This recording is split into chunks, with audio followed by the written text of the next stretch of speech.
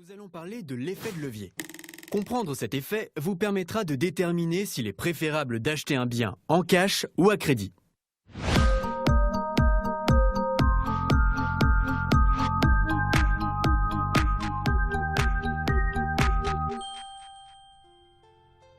De manière générale, un levier est un outil qui permet d'amplifier un effort.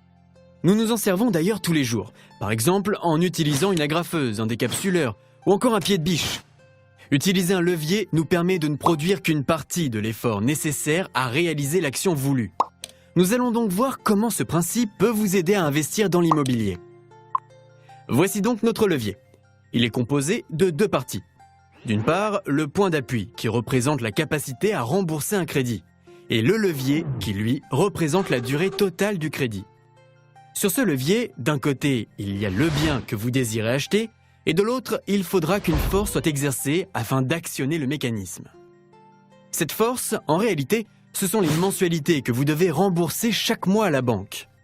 L'effort financier qui servira à actionner le levier peut être réalisé soit par vous, soit par votre locataire.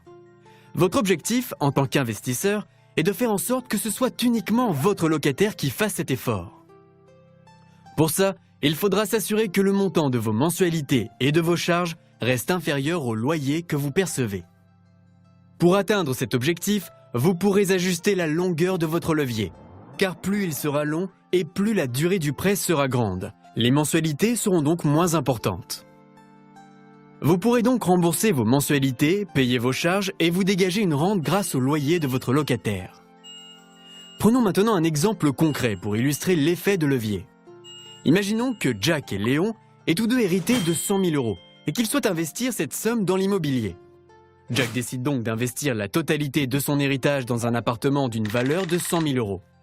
En achetant cash, il n'aura donc aucun crédit à rembourser et pourra profiter dès le premier mois d'une grande partie du loyer de son locataire. Pour illustrer cet exemple, imaginons que l'appartement en question se loue 700 € et que les charges s'élèvent à 210 € par mois. Avec ces chiffres, Jack obtiendra une rentabilité nette de 5,9% et pourra profiter d'une rente de 490 € par mois, après avoir déduit toutes les charges.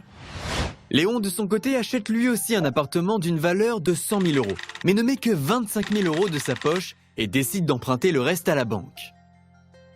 En empruntant 75 000 € sur 20 ans, Léon devra donc rembourser environ 390 € tous les mois. En imaginant que les charges et le loyer soient identiques à l'appartement de Jack, Léon pourra profiter d'une rente d'environ 100 € par mois et obtiendra une rentabilité nette impressionnante de 23,6%. Si la rentabilité est aussi importante, c'est parce qu'elle n'est pas calculée sur les 100 000 € que valent le bien, mais uniquement sur les 25 000 € que Léon a sortis de sa poche. En plus, il lui restera 75 000 € sur son compte, ce qui lui permettra de renouveler cette opération 3 fois. Ce qui veut dire qu'avec la même somme de départ, Léon pourra acheter 3 appartements de plus que Jack et une fois remboursé tous ses crédits, Léon possédera un patrimoine de 400 000 € contre 100 000 € pour Jack. Alors, il est vrai que si on compare nos deux exemples à court terme, Jack arrivera à générer 90 € par mois de plus que Léon. Mais une fois que Léon n'aura plus aucune dette, il pourra profiter d'une rente de 1 960 € par mois avec ses 4 logements, alors que Jack sera toujours à 490 € par mois avec son unique appartement.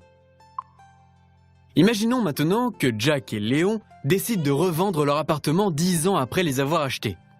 Supposons aussi que pendant ces 10 ans, la valeur des logements est augmentée de 10%. Dans le premier cas, comme Jack avait acheté cash son appartement 100 000 €, en le revendant, il fera alors une plus-value de 10 000 €. Dans le second cas, une fois que Léon aura remboursé tout ce qu'il doit à la banque, soit la moitié du crédit plus le coût du crédit en lui-même, donc environ 47 000 €, il fera une plus-value de 38 000 € par appartement. Donc, même si sur le court terme, Jack génère plus d'argent tous les mois, à long terme, il est clair que la stratégie de Léon sera beaucoup plus rentable. Vous l'aurez compris, en vous endettant de la bonne manière, vous pourrez profiter de l'argent de la banque pour augmenter significativement votre pouvoir d'achat.